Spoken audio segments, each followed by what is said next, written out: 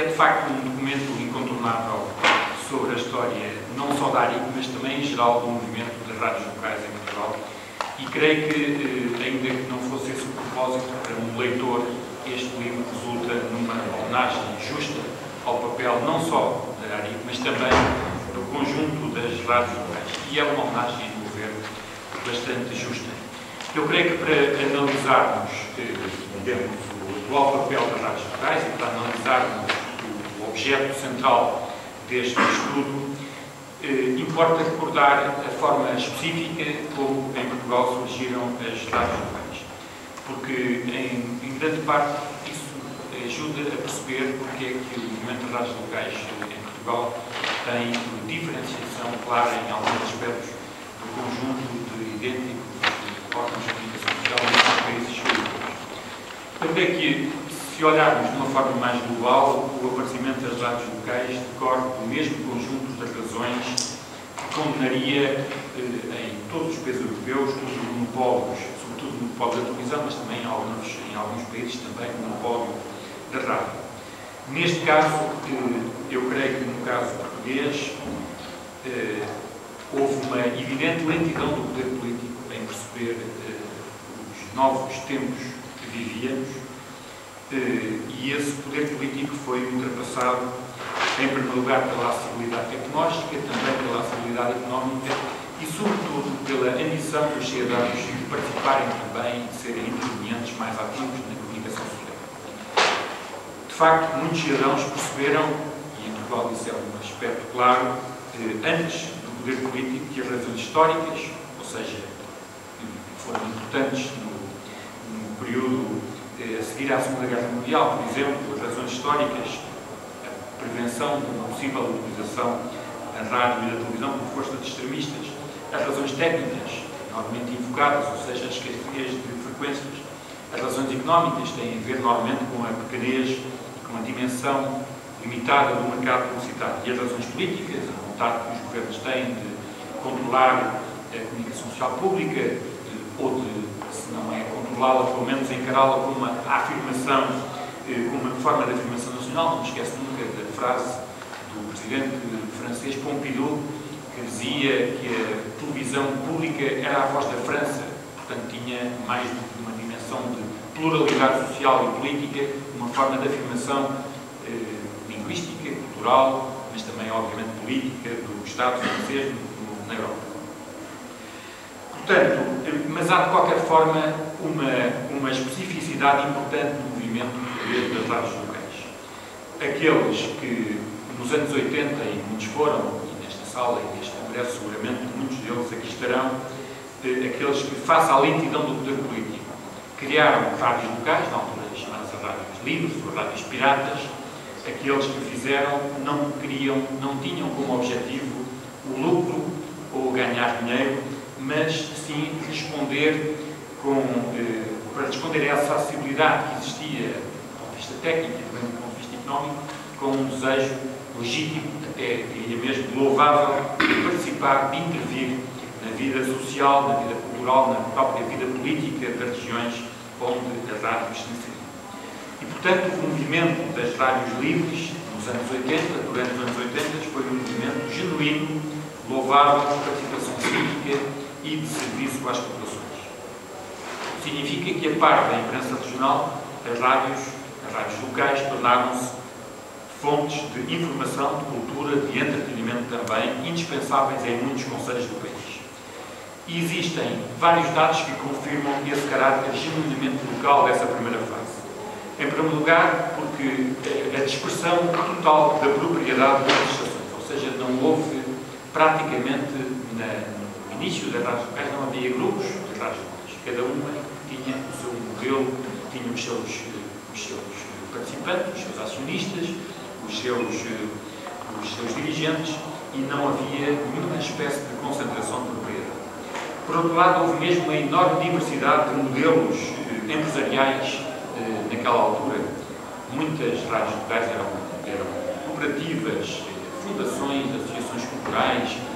não esqueço, por exemplo, da rádio do Sines, que era até uma ligada aos bombeiros voluntários, e muitos outros modelos, os mais diversos, pelo país fora. Não havia, como disse, nenhum grau de concentração da propriedade. Não havia também, no seu início, depois isso mudou, mas não havia formas de sinergia ou de colaboração entre rádios de diferentes concelhos. E, portanto, as rádios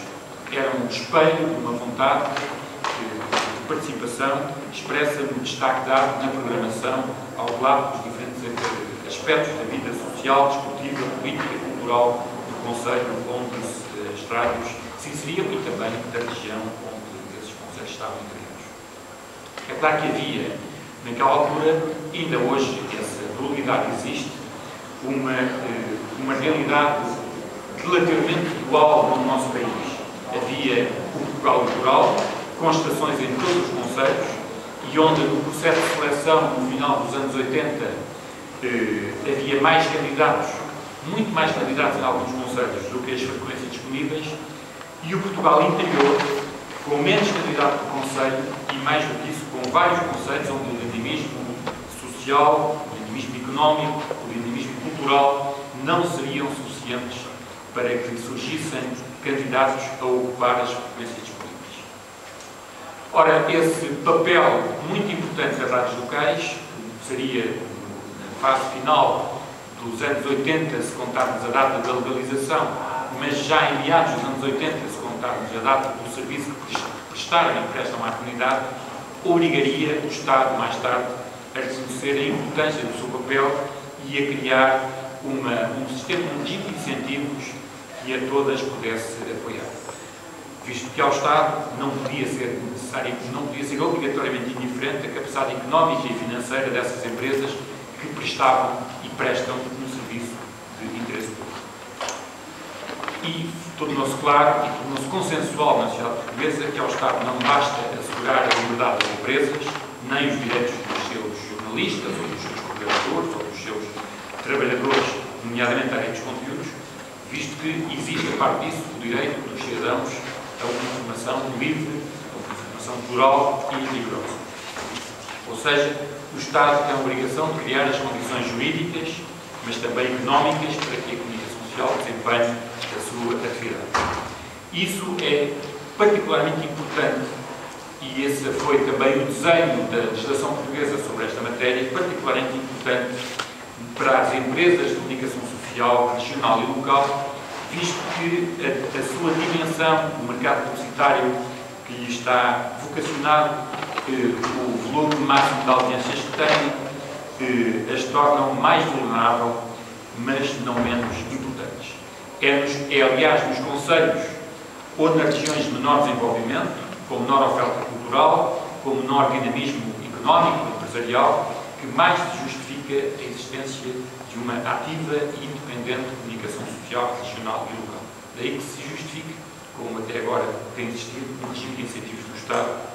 que de facto foi criado há cerca de uma década e meia, abrangendo nessa altura as rádios locais. Eu creio que as associações do setor, e agora passo para as associações que desde a primeira hora tiveram um papel muito importante neste movimento, as associações do setor espelham também o caráter marcadamente genuíno, generoso deste movimento. Eles nasceram ao mesmo tempo praticamente no movimento das rádios locais e representaram sempre bem o espírito que presidiu à criação dessas estações. É claro que os tempos são outros, estamos perante a emergência de novos mídias que tornaram menos indispensável o papel dos mídias tradicionais. Estamos perante uma situação de crise económica e financeira com a consequente escassez do mercado publicitário que torna mais difícil a vida de muitas empresas, mas neste contexto será impossível não olhar para o movimento das rádios locais e compreender a inevitabilidade da sua evolução. Muitas rádios criaram empresas mais competitivas e com uma vocação de obterem o legítimo lucro. Houve também, necessariamente, a necessidade de muitas delas de se ajustarem aos condicionalismos do mercado, impondo alterações na sua estrutura administrativa, nos seus recursos humanos, na própria oferta da programação. E houve também, ao longo destes por mais de 20 anos, um grau de concentração crescente, natural, ainda que eu creia que ele está longe de ultrapassar aquilo que é o limite a partir do qual se torna uma concentração inaceitável. Penso que a concentração que existe é perfeitamente compatível com a indispensável pluralidade do setor da comunicação social ou do setor das próprias rádios locais. Ele tem que a legislação acompanhou ao longo dos anos essa evolução, permitindo maior grau de concentração, permitindo sinergias e formas de colaboração entre as estações e até, já porventura, como saberão, me parece porventura discutível que uma rádio possa não ser produzida no Conselho onde emite. Mas regresso ao papel das associações. Elas nunca perderam o sentido generoso com que foi criado o movimento das rádios locais, a capacidade de intervenção exigida pelas dificuldades dos tempos que vivemos e nunca perderam também o sentido da necessária adaptação das rádios aos desafios impostos pela evolução das tecnologias e dos mercados. Ora, o documento que é hoje aqui apresentado é um ótimo testemunho de todo esse trajeto. Tem uma riqueza documental e de factos indiscutível e isso leva, certamente a todos nós, a dar-nos os parabéns não só ao seu autor, como a quem proporcionou a Associação das Rádios de Inspiração Cristã, a quem proporcionou a criação deste volume e também esse volume, e também dizer que esse volume espalha bem a importância de um dos principais, a Associação ARIC, um dos principais intervenientes deste movimento das rádios locais e regionais. Como pessoa que nunca deixou de acompanhar com atenção este fenómeno das rádios locais, o seu papel na sociedade portuguesa, o seu papel praticamente em todos os concelhos do país, portanto, como cidadão, aquilo que posso dizer é obrigado, Sousa Queiroz, e obrigado, Maria.